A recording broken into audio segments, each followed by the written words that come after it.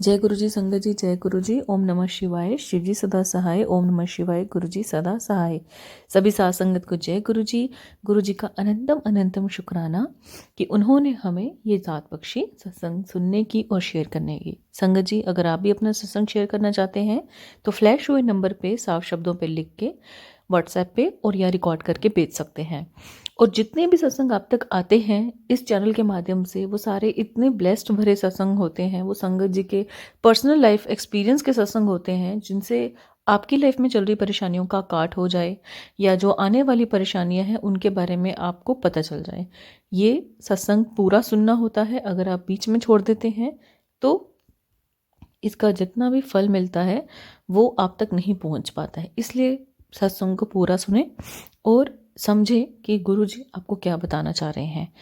आज का सत्संग बहुत ही ब्लेस सत्संग है जो गुरु जी ने आज मुझसे शेयर करवाया है। ये एक पुरानी संगत है जो उन्होंने ये सत्संग शेयर किया और कहा कि आप जितने भी आपके साथ जुड़ी संगत है उस तक ज़्यादा से ज़्यादा संगत तक पहुंचाए।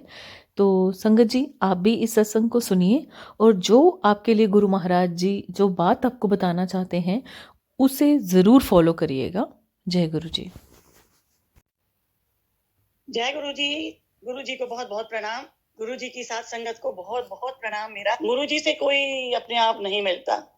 गुरु जी तो एक ज्योत की तरह आए इस दुनिया में और उन्होंने अपना इतने लोगों का कल्याण की करने के लिए वो आए। एक ज्योति है जो गुरु जी ज्योत बन के आए, ब्रह्मांड में एक शिव के रूप में आए और गुरु के रूप में आए। किसी को मालूम नहीं था कि गुरु जी शिव जी के अवतार हैं। धीरे धीरे उन्होंने डुगरी में के बाद में ख्याति मिली, वो जलंधर आ गए और जलंधर वाले बाबा बोला करते थे उनको। मैं आर्मी फैमिली से हूं तो मुझे भी पता चलता रहता था कि कोई जलंधर वाले बाबा हैं और वो सबका कल्याण करते हैं। पर हमने ऐसा ध्यान नहीं दिया। हम अपनी जिंदगी में खुश थे, बच्चे खुश, बच्चे आर्मी में हो गए, कैप्टन बन गए थे, अब तो कर्नल हो गए, रिटायर होने वाले हैं। क्या बताऊं गुरु जी के बारे में, तो सत्संग करना बड़ा ही मुश्किल है, क्योंकि गुरु जी ऐसी ज्योत हैं, ऐसे ब्रह्मांड के मालिक हैं, पूरे ब्रह्मांड के मालिक। हमने सारे मंदिर देखे, विष्णु देवी देखी, कृष्ण भगवान के सब मंदिर देखे, पर ऐसा जो साक्षात रब जो हमें गुरु जी के रूप में मिला, उसके लिए हम कितना शुक्राना करें वही कम है। मैं तो हर वक्त गुरु जी को याद करती हूँ। क्या वो दिन थे गोल्डन डेज। ना मेरे ऊपर दुख आता, ना मैं गुरु जी से मिलती, और जिसने मिलवाया उसका भी बहुत बहुत कल्याण हो। मैं क्या बताऊं, अच्छी खासी जिंदगी चल रही थी और यहाँ मैं दिल्ली में पोस्ट हो गए थे। मेरे हस्बैंड रिटायर के बाद बसंत कुंज में, बच्चे नौकरी कर रहे थे, मैं अशोका होटल में नौकरी करती थी। कोई दुख तकलीफ नहीं, सब कुछ बढ़िया चल रहा था। 2 बेटे हैं, दोनों आर्मी के कर्नल हैं, और जो छोटा वाला है जिसको गुरुजी ने मौत के मुंह से निकाला, वो अभी भी नौकरी कर रहा है, दिसंबर में रिटायर होएगा। तो क्या हुआ है कि 6-7 महीने पहले शादी हुई, बहुत अच्छे परिवार से शादी हुई, बहुत ही प्यारी मेरी जो बहू है वो आज, उसने मेरा साथ नहीं छोड़ा, ना मेरे बेटे का साथ छोड़ा।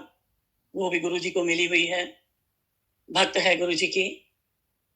तो हमें पता चला कि लड़ाई छिड़ गई है कारगिल की। तो मेरे हस्बैंड ने मुझे रिंग किया कि तुम आराम से गाड़ी चला के आओ, ऐसे ऐसे राजीव को चोट लग गई है और वो हॉस्पिटल में श्रीनगर से शिफ्ट किया जा रहा है उधमपुर। उसको जो पाकिस्तान की लड़ाई जो कारगिल में हुई, उसके अंदर वो लोग ज्यादा ऊपर थे पहाड़ी पे, और पहाड़ी से वो बॉम्ब बरसाते थे बड़े बड़े गन से। तो वो आके छर्रे जो थे, जिसको स्प्लिंटर कहते हैं, वो सिपाहियों को लगते थे। कितने लोग शहीद हो गए उसी चक्कर में कि ये रैकी पर था मेरा बेटा राजीव, और उसको भी एक कान से लेके छर्रे जैसे हवाई जहाज जैसे निकल जाता है ऐसे निकल गए और ये गिर गया। हमको जब पता चला, जब तक हम श्रीनगर से हम लोग, मैं अपनी बहू रानी है प्रीति, उसको लेके, और हम लोग ट्रेन में बैठ के गए, क्योंकि हमारी कोई जगह नहीं थी, पर हमको किसी तरह से भी पहुंचना था। तो हम पहुंच गए उधमपुर। पठानकोट पे मेरे हस्बैंड ने टेलीफोन किया, उन दिनों मोबाइल तो थे नहीं, तो उन्होंने फोन किया कि क्या हो रहा है। कहते हमने अपनी तरफ से ब्रेन का ऑपरेशन कर दिया है और बाकी आप आज आ जाइए और आप डॉक्टर से मिलो। हम लोग तीनों जने गए, पहुंचे रात में डॉक्टर न्यूरो सर्जन ने बताया कि हमने अपनी तरफ से बहुत बड़ा निकाला है, जो बिल्कुल ही ये गोली तो कुछ भी नहीं है, जो इतने बड़ा टुकड़ा यहाँ स्प्लिंटर लेफ्ट में कान से निकल के यहाँ पहुंचा। उसकी ऑपरेशन कर दिया था। जो छोटे छोटे अंदर पड़े थे उनको तो ओपन ब्रेन सर्जरी नहीं कर सकते थे, उसमें तो उसकी डेथ हो जाती। वो कोमा में चला गया। जब हम पहुंचे, डॉक्टर ने कहा हमने आई भी इसकी टच की है, तो आप विश करो, भगवान से प्रार्थना करो कि वो जब उठे तो आंखों से देख सके। बाकी डॉक्टर्स ने हमें ये कुछ नहीं बताया कि कब कोमा से निकलेगा। इस तरह से टाइम बीतता गया। हमने आर्मी वालों ने हमें वहां कमरा दे दिया। हमारी बहू रानी में वो और हमारे बच्चे भी पहुंच गए थे, मेरी बेटी दमाद भी पहुंच गए थे, एंड बैठे रहते थे इंतजार में कि कब आंख खुलेंगी। 1-2 महीने बाद जब मैं वैष्णो देवी भी गई, 2 महीने तक वो कोमा में था। तीसरे महीने में हम शिव जी की भक्ति करते थे तो मैं बैठी रहती थी। उन दिनों एक कर्नल गिल होते थे, उन्होंने गुरुजी से जाके एम्पायर स्टेट में बोला कि ऐसे ऐसे हमारे कर्नल नरेंद्र सिंह का बेटा है, ऐसे घायल हुआ है। तो गुरुजी ने बोला ओनू दिल्ली आन दे, मैं ब्लेस कर दूंगा, पंजाबी में बोला। अब ये बताइए कि गुरुजी की बोली हुई बात कितनी सच होती है। अब ये बताइए कि जो आदमी कोमा में है, क्रिटिकल है, उसको गुरुजी ने ये कह दिया, तो इसका मतलब है कि वो कोमा से निकलेगा, और निकलेगा तो दिल्ली आएगा। और वही हुआ, वो कोमा से निकला, बट उसको काफी मतलब उसके एजुकेशन और याददाश्त वगैरह पे बहुत असर पड़ा और वो यहाँ आरआर अस्पताल में आ गया। फिर कर्नल गिल ने मुझे आके बोला, मिस्टर नरेंद्र, ऐसे आर्मी में ऐसे बोलते हैं, तो तुम ना गुरुजी के पास ले चलता हूँ। मैंने गुरुजी से बात की है, गुरुजी ने बोला है कि ले आओ। तो हम लोग, मैं, मेरी बहू रानी और मैं, तीनों लोग एम्पायर स्टेट गए ढूंढते ढूंढते। और कर्नल गिल वहां खड़े थे बाहर गाड़ी लेके। हम धीरे धीरे अंदर गए तो इतनी खुशबू गुलाब की कि हमें सोचा शायद कोई साधु महात्मा होंगे ये गुरुजी। चोला वोला पहना होगा जैसे होता है पीले रंग का, लंबी लंबी दाढ़ी होगी, कुछ होगी। उससे तो पहले हमने कोई गुरु नहीं बनाया। मैं गुरु में बिलीव नहीं करती उन दिनों गुरुओं की। बहुत ज्यादा ऐसा हो रहा था कि गुरु जो है ना अच्छे नहीं थे, चीटिंग करते थे या जो कुछ है। मैं तो खुद राजस्थान के आगरा में मेरी ससुराल, मैं कभी राधा स्वामी भी नहीं बनी। मैंने कोई गुरु नहीं रखा। जो भी मेरा गुरु था मेरी फैमिली में शिव जी थे। शिव जी को ही जल चढ़ाती थी, शिव जी की पूजा करती थी और शिव चालीसा बोलती थी। बच्चों को बुखार भी आ जाता था तो मैं शिव चालीसा बोलती थी उनके माथे पे हाथ रख के। सो मेरे तो शिव जी थे। अब मुझे क्या मालूम कि जो ये गुरु जी ने जो मेरे बेटे को कोमा से निकाला है ये शिव जी हैं। अभी हमें तो ये लगा कि बस चले जाएं गुरु जी के पास और हमारे बच्चे को ठीक करें। हमें तो वही चाहिए। धीरे धीरे गए, जैसे ही सीढ़ियां चढ़ी एम्पायर स्टेट की, इतना वातावरण कि उसको हम एक्सप्लेन नहीं कर सकती मैं। वो सिर्फ एक टीवी की तरह, वीडियो की तरह सारी जिंदगी रहेगा, अब मेरी आंखों में रहेगा। जब मैं गई तो मेरे आंखों से आंसू टपकने लगे। मैंने देखा इतनी बढ़िया जेंट्री बैठी हुई है, मुश्किल से ऐसे थे 39-40 लोग, ज्यादा नहीं थे, 35-40 थे। नीचे गई, गुरुजी के पास जैसा जैसा बोला माथा नीचे टेका। मेरे हस्बैंड भी गए और उन्होंने, कर्नल गिल ने, उन्होंने उनको कान में कुछ बोला कि ऐसे ऐसे ये इनका बेटा है, जिसके बारे में बोला जैसे किसी डॉक्टर को बोलते हैं। हम खड़े हो गए। गुरुजी ने हमें प्रसाद दिया, बड़ा सा, छोटे छोटे हाथों से प्रसाद दिया और वो हमारे दोनों हाथों में नहीं आया और हमने वो खाया, जाके बाहर खाया, हाथ धो के फिर आ गए। गुरुजी ने अपने राइट साइड को मुझे बिठा दिया, अंकल एक जगह, जहां भी जगह मिली बैठे। इतना सुंदर शब्द, इतनी प्यारी खुशबू हमने कहीं नहीं देखी कि कोई अगरबत्ती जल रही है। तब हमने पूछा कि ये खुशबू, कहते ये गुरुजी की खुशबू है। उनको देख के मैं तो बस देखती ही रह गई, एक महाराजा की तरह।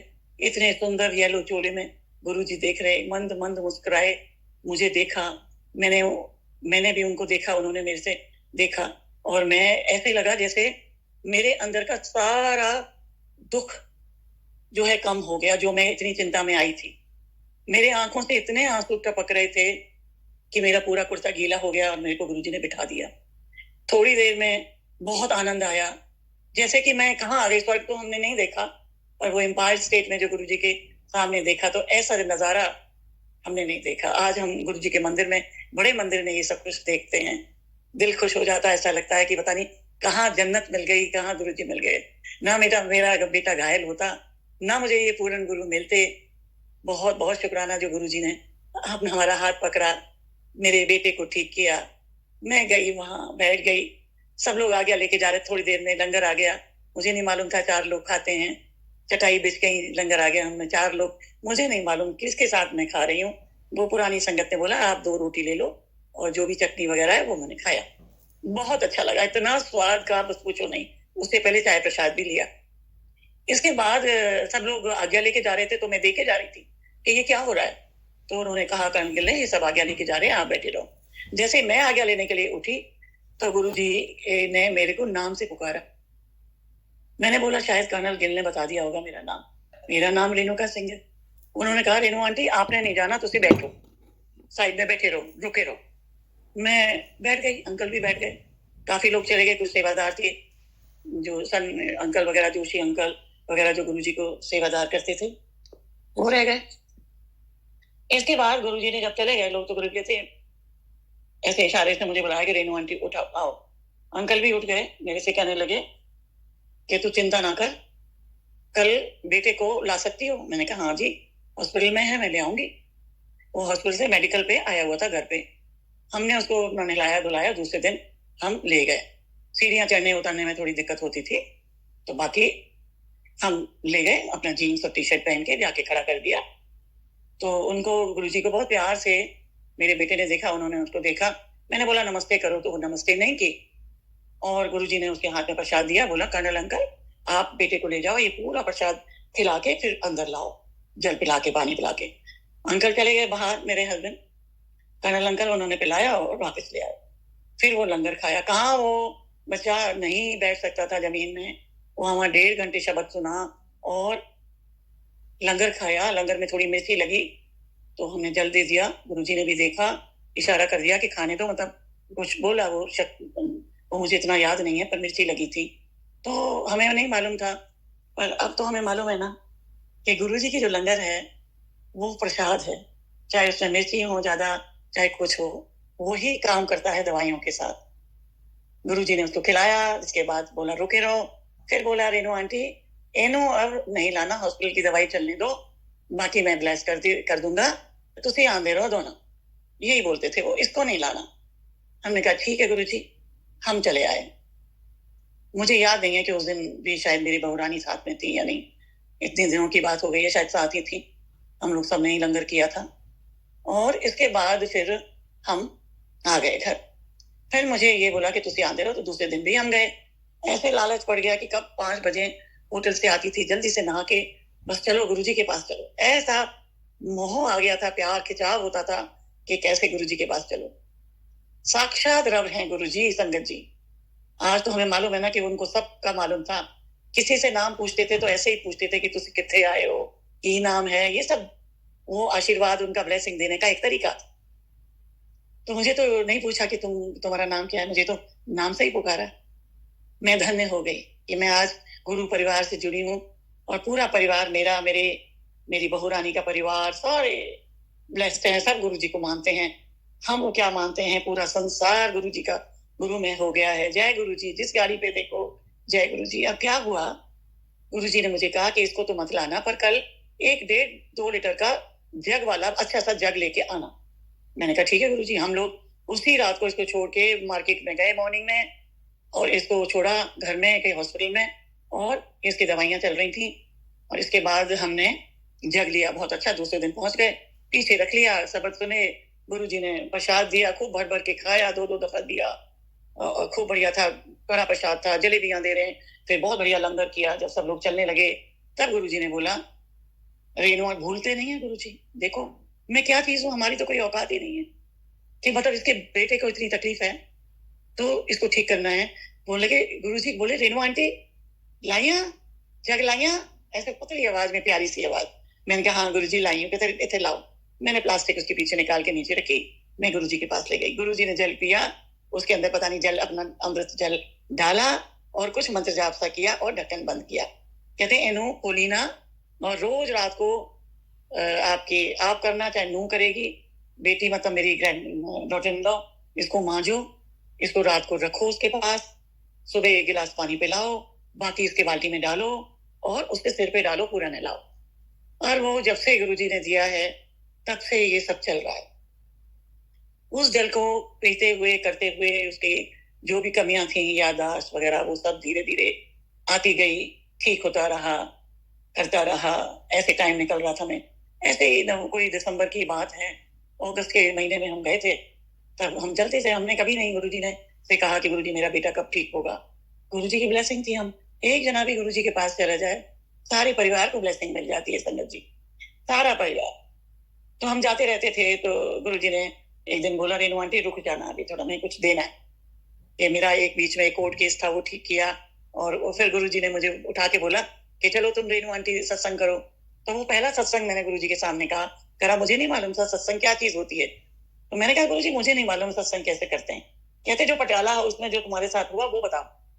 अब बताइए, इतने अंतर्यामी गुरुजी, और गुरुजी ने वो केस रफा दफा कर दिया जो 10 साल से हम परेशान थे। मैंने कोई मर्डर वाला केस नहीं था या कोई किसी का नहीं था। वो तो वर्कर के लिए, मैं एक ट्रेड यूनियन लीडर थी उस वक्त, मैनेजर बनने से पहले। तो उसके लिए हम लोग लड़ रहे थे, तो पुलिस वालों से झगड़ा हो गया था, हमने हड़ताल कर दी थी। तो वो केस चल रहा था, वो गुरुजी ने एक दिन के अंदर ठीक कर दिया। और हमें मतलब मैं क्या बताऊं, वो ही चीज बताया, पटियाला हाउस कैसे गाड़ी गई, कैसे उड़ के पहुंच गई पटियाला हाउस, कैसे कैसे जज ने बोला। तो ये सब गुरुजी ने किया। वो एक पहला सत्संग था जिसको मैं समझी कि जो अपने पे बीतती है और जो गुरुजी कल्याण करते हैं उसको सुनाना ही इस सत्संग होता है। ऐसे करके हम जाते रहे। फिर गुरुजी ने मेरे को कहा कि आंटी को लेटर दो। एक चिट्ठी दी और ऊपर लिखा रेणु आंटी एंड फैमिली। ऐसे करके जहां भी ले जाते थे वो एक लेटर देते थे। तो वो पहला लेटर था मेरे पास जब मुझे गुरुजी बाहर ले गए। उस पर मैंने लिखा, मैंने कहा गुरुजी ये क्या है। कहते सब कुछ गुरुजी नहीं बताएंगे, गुरु नहीं पूछते, इसमें अंदर लिखा है, वहां आ जाना, ठीक है, आना, फैमिली को लाना। 2-3 दफा बोला। मैंने कहा गुरुजी फैमिली आ रही है, सब लोग पोस्टिंग पे हैं। और ना तो ये मेरा कोई भी नहीं था, राजीव भी नहीं था उधर था हॉस्पिटल में, तो इसको ला नहीं सकते थे। तो शायद घर पे था मेडिकल। तो हम लोग इंतजार करते रहे। 26 दिसंबर की बात है। मैंने अपने हस्बैंड से कहा कि चलो आज गुरुजी ने बुलाया किसी फार्म हाउस पे। हमें नहीं मालूम था कि फार्म हाउस पे शादी है या कुछ है। उसमें शादी का कुछ नहीं लिखा था, बस यही लिखा था कि फलाने उस पे आप आ जाओ विद फैमिली। हम पहुंच गए वहां देखा तो मैंने अपने हस्बैंड को कहा कि सुनो कहाँ जा रहे हैं, तुम तो पैंट शर्ट पहनते हो, मैं कुर्ता पजामा तुम क्यों पहने हुए। कैसे नहीं, फार्म हाउस पे चल जाएगा, वहां तो गुरुजी की संगति होगी, बैठना ही है तो कंफर्टेबली बैठ जाऊंगा। और बाटा वाली चप्पल पहन ली। मैंने बहुत मना किया कि देखो वहां लोग आएंगे तो क्या बोलेंगे कुर्ते पर। कहते कुछ नहीं बोलेंगे, मेरे अच्छे कुर्ते पजामे। मैंने कहा चलो कोई बात नहीं, मान ली बात। हम चले, रास्ते भर बोलते रहे गुरुजी तो ऐसे टाइम में बुलाते हैं, ड्रिंकिंग का टाइम होता है, और बस बड़बड़ाते हुए गए, पहुंच गए। ये कार पार्किंग करने चले गए। मैंने देखा घोड़ा गाड़ी खड़ी हुई है। तब मुझे पता चला कि वो दिव्या आंटी की शादी थी। दिव्या बेटी है वो, अपने अंकल जो बहुत ज्यादा गुरुजी के भक्त हैं, तो उनकी शादी थी। शादी वादी हो, गुरुजी की बहुत बढ़िया वो लगी हुई थी, बहुत फूलों से सजी हुई एक जो बनाते हैं स्टेज बनी हुई थी, उसमें गुरुजी बैठे। तो मैं तो दौड़ के गई गुरुजी के पास। और गुरुजी ने देखो अपने बच्चों को ले जाते हैं कहीं, तो एम्पायर स्टेट में तो बात नहीं कर सकते थे, जब तक गुरुजी ना पूछे तब तक जवाब नहीं देते, चुप रहते थे। गुरुजी अगर बोलते हैं, कोई जवाब पूछते हैं तो पूछते थे। बाकी जहाँ शादियों में जा रहे हैं तो ले गए, कहते हैं रेणु आंटी है, इससे मिलो, लोगों से मिलवा रहे जो लोग बैठे, ये रेणु आंटी अशोका होटल की मालकिन है। तो मैंने हाथ जोड़े गुरुजी के पैर छुए, गुरुजी मुझे मालकिन ना बनाओ, मैं तो नौकरी करती हूँ, वो भी नंबर 2 असिस्टेंट मतलब मैनेजर हूँ, नंबर 2 HOD हूँ। कहते क्यों मालकिन, इसलिए बोला, पंजाबी में बोले, इधर बोला काम बहुत कर दिए। मैंने कहा हाँ जी गुरुजी। मैं भी बड़ी शान में आ गई। मैंने कहा हाँ गुरुजी, काम तो मैं बहुत करती हूँ। और काम करती थी, बहुत बहुत करती थी, यूनियन लीडर भी थी, फिर मैनेजर बनी। और जिस वक्त मैं गुरुजी से मिली थी उस वक्त मैं ऑलरेडी अशोका होटल से सम्राट होटल में आ गई थी। 99 में मिली थी गुरुजी को, जब ये कारगिल वार के बाद। तो मैं वहां से जाती थी, उसको भी अशोका होटल ही बोलते हैं। तो कहते मैं 1 महीने में तुमको नंबर 1 बना दूंगा। मैंने कहा जय गुरुजी, थैंक यू। वो कहते वो कर्नल अंकल कहाँ रह गया, आज मैंने कुर्ते पजामे में बुलाया चप्पल बाटा की। Oh my God. मैं कह रही गुरुजी, मैंने सोचा शायद आ गए हैं ये कार पार्किंग करके, तो मैंने पीछे की तरफ देखा कोई नहीं। ये आए 15 मिनट बाद, इनको गाड़ी की पार्किंग ही नहीं मिली। तो गुरुजी तो अंतर्यामी है, उस वक्त तक हमको इतना नहीं मालूम था कि इतना भी करते हैं। तो मैंने कहा गुरुजी वो कुर्ते पजामे में जिद करे, कहते उसकी कर्नल की गलती नहीं है, मैंने ही आज उसको कुर्ते पजामे में बुलाया। मैंने उसकी ना ईगो बहुत है, ये अगर मैं ईगो थोड़ी ठीक करूंगा जिससे कि ये आगे बुढ़ापे में तेनू बहुत तंग करेगा, नहीं तो मैं हंस दी। मैंने कहा गुरुजी नहीं नहीं, ये तो अच्छे आर्मी ऑफिसर है, मेरे को अच्छा लुक आफ्टर करते हैं, ऐसा तो कुछ नहीं है, ईगो तो नहीं है। और होगी, गुरुजी जानते हैं, जिद्दी तो हैं। अगर बोलो ना कि सड़क पे मत जाओ तुम गिर जाओगे, जरूर जाएंगे। कभी कुछ बोलो कि तुम्हारा ब्लड हॉस्पिटल मत जाओ, किसी को साथ ले जाओ, आंख में तकलीफ है, जरूर जाएंगे। तो गुरुजी ने ठीक कहा था। सो हम वहां बैठे, फिर गुरुजी के पास बैठ गई मैं। थोड़ी देर में गुरुजी ने बोला जाके लंगर खाओ। मैं गई, मैंने खाया, ये भी पीछे पीछे आ गए मेरे, गुरुजी को माथा टेक के।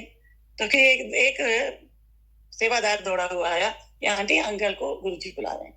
गुरुजी ने बुलाया, इनको कुछ बोला होगा, मैंने तो कोई परवाह नहीं की। मैंने कहा कुर्ते पजामे में है, मैं अपना खाना वेजिटेरियन लूंगी, क्योंकि मुझे गुरुजी के चरण छूने, तो मैं नहीं खाऊंगी नॉन वेज वगैरह। तो मैंने अपना वेजिटेरियन खाना लिया और अपना खा के जल्दी से आ गई गुरुजी के पास। ये अपने खाते रहे कुछ। मैंने इनको देखा कि आ रहे हैं दौड़ के मेरे पास, जब मैं टेबल पे बैठ के खा रही थी, तो एक ग्लास में चारों तरफ कवर किया हुआ था। मैंने कहा ये क्या है? कहते विस्की है। मैंने कहा विस्की? गुरुजी के पास आए हो तुम, विस्की पी रहे हो? कहते ये तो गुरुजी से ही पूछो, गुरुजी ने मुझे बुलाया था, उन्होंने बोला था राइट साइड को जाना, मेरा मेरा कहना नहीं टालना, और एक नहीं डबल पटियाला विस्की ले ले, बहुत बड़बड़ करता है, विस्की नहीं मिली रास्ते में आंटी से। ऐसे करके मैं अपना गुरुजी के पास गई। गुरुजी ने इतनी देर में वहां के जो सेवादार थे, उन्होंने बाहर, जहां उन्होंने बहुत बड़ी भांगड़ा पार्टी मंगाई हुई थी शादी के लिए, डांस करने के लिए, सूद आंटी की बेटी की शादी थी। तो मरवा आंटी, हाँ मरवा कहते हैं ना, मरवा आंटी की बेटी की शादी थी, मरवा सूद। तो वहां हम पहुंचे, बाहर गुरुजी बैठे, मैंने जल्दी से जाके लेफ्ट में गुरुजी के चरणों में लेफ्ट को बैठे, पैर पकड़ लिए, बस वही बैठी रही, जैसे कि और संगत थी वो भी बैठ गई आगे पीछे। और खूब गाने पे गुरुजी बड़े एंजॉय कर रहे, खूब डांस वांस हो रहा था। तो जैसे ही बीच में मैं दबाती रही, तो गुरुजी कहते हैं थक गई यहाँ? मैंने कहा नहीं गुरुजी, मेरे को तो आज मौका मिला, सब लोग थोड़ा थोड़ा दबाते हैं, थोड़ा तो मैं भी दबा देती थी, एम्पायर स्टेट में इतना मौका नहीं मिल जाता। अब जन कपूर है, वो बहुत दबाते रहते थे, और वो आंटी लोग आती थी, वो दबाती थी, मेनका गांधी वो हाथ दबा रही है, ये कर रही है, तो मैं क्यों पीछे रहूं? मैंने कहा ये मौका मिला है, मैंने अपने आराम से दबाती रही। इतने में म्यूजिक रोका, तो वो लोग चाय वाय पीने गए, दूसरा वाले भांगड़ा पार्टी आई। तो गुरुजी ने कहे रेनू आंटी एक गल बताओ, आपके फैमिली क्या चाहता है? अब मेरे को समझ नहीं आई ये बात। मैंने कहा गुरुजी किस बारे में? कहते तुम मेरे से आई जुड़ी बेटे के लिए, बेटा कितना ठीक है? मैंने कहा गुरुजी आपका जल पी के उसकी तो बहुत ठीक है, बहुत ही ठीक है, काफी इंप्रूवमेंट बहुत हो गया है, और दवाइयां भी लेता है, और आपकी ब्लेसिंग चल रही है, बहुत इंप्रूवमेंट। कहते हैं कि मैं उसी बारे में पूछ रहा हूँ कि क्या चाहते हैं फैमिली? मैंने कहा गुरुजी मेरे हस्बैंड तो ये चाहते हैं कि ये बिस्तर में ना पड़ा रहे, आर्मी में इसका ड्यूटी के लायक हो जाए। कहते हैं ले कल्याण किताब 2000 आने वाला है, यूनिफॉर्म तैयार करो, 1 तारीख को पहले दिल्ली में ही ज्वाइन करेगा। ओ देखो गुरुजी की ऐसी कृपा कि गुरुजी ने दिल्ली में ही ड्यूटी लगवा दी। और जब मैंने अपने हस्बैंड को रास्ते में बोला कि आज गुरुजी ने बोला है कल्याण कर देता, और जब मैं गुरुजी ने देखा कि ये तो सोच रही है कि और रिटायर तक नौकरी करेगा, ऐसे बोला। जब उन्होंने सोचा कि ये तो सोच रही है कि पता नहीं गुरुजी इतनी जल्दी कैसे ठीक हो जाएगा, ड्यूटी कैसे चला जाएगा, पंजाब जाना है, तो गुरुजी ने एकदम धीरे से बोला 2 मुंडे भी देते। अब मेरे को ये बात बिल्कुल समझ में नहीं आई। मैं जब रास्ते में आ रही, तो मैंने अपने हस्बैंड को कहा कि ये 2000 की 1 तारीख को ज्वाइन करेगा, गुरुजी ने कहा है। कहते ये कैसे ज्वाइन कर सकता, अभी तो इसका इलाज होगा, फिर जाएगा, फिर ड्यूटी जाएगा, अभी मेडिकली पूरा मेडिकल होता है इनका आर्मी वालों का, तब ड्यूटी ज्वाइन करते हैं। इनकी पंजाब में थी यूनिट, तो कोई बात नहीं, he was getting better with Guruji's blessing, and army के डॉक्टर्स पूरा इलाज कर रहे थे, बहुत अच्छा। मैं तो आर्मी की भी बहुत शुक्रगुजार हूँ कि उन्होंने मेरे बच्चे का इतना ख्याल रखा। उससे मेरे को गुरु मिल गया, पूरन गुरु शिव जी मिल गए, रब मिल गए, जिन्होंने मेरे बेटे को ब्लेस किया, मेरी बहू को ब्लेस किया, मेरे पूरे परिवार को ब्लेस किया, मुझे ब्लेस किया, सबको ब्लेस किया। तो ऐसे करके गुरुजी ने बोला ना 2 तारीख की नए साल पे ज्वाइन करेगा, और 31 तारीख को तो लेटर आ गया, यहाँ 161 कैवलरी है, वहां उसकी ड्यूटी लगेगी। और मेरे हस्बैंड ने जल्दी से जाके वहां एक मार्केट है, वहां से यूनिफॉर्म वगैरह तैयार की, शूज वगैरह तैयार किए, खुद ले जाते थे और इसको छोड़ देते थे वहाँ ऑफिस में। ये वहाँ बैठता था, घूमता था थोड़ा, फिर बैठता था। दवाइयाँ तो का तो असर था। किसी वक़्त मेरे हस्बैंड बोलते थे कि आज वो डेस्क पे सो भी गया। मैं कोई बात नहीं, वहाँ के लोग कुछ नहीं कहते थे कि head injury, war war injury है, तो कारगिल की वॉर का है, तो कोई बात नहीं, वो कुछ नहीं कहते थे।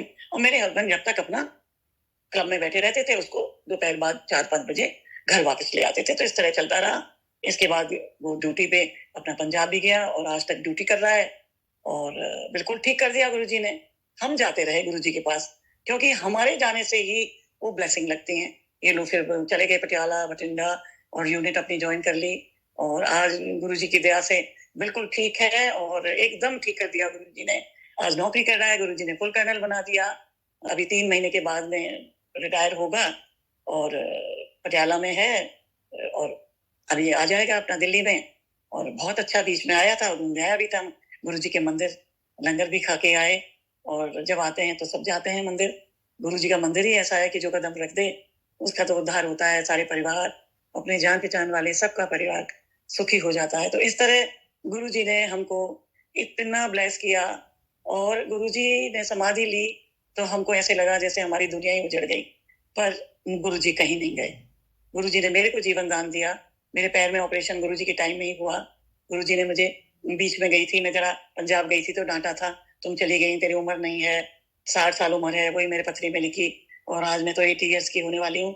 तो सब ये गुरुजी की महिमा है। और गुरुजी की एक सत्संग थोड़े ही, गुरुजी का तो रोज सत्संग है, एवरी डे सत्संग है। इसके बाद इतने सत्संग शुरू हुए गुड़गांव में, दिल्ली में, कभी कहीं और कभी हम मीडिया पे नहीं आते थे तो फिर हम मीडिया में भी आ गए। गुरुजी की आज्ञा हो गई कि करो सत्संग, तो कर रहे हैं और गुरुजी की बहुत बहुत महिमा। सो इस तरह बहुत बहुत सत्संग है गुरुजी के। वो दिन तो हम भूल नहीं सकते। इतना प्यार दिया गुरुजी ने। एक दिन बांट रहे थे बहुत सारे स्वरूप, तो मैंने अपनी झोली फैला दी तो गुरुजी समझ गए। गुरुजी कहते कितने चाहिए? मैंने कहा गुरुजी बहुत सारे चाहिए। क्यों? मैंने कहा सारे घर में लगाऊंगी।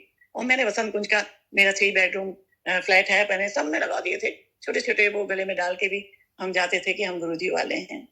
सो बहुत बहुत शुक्राना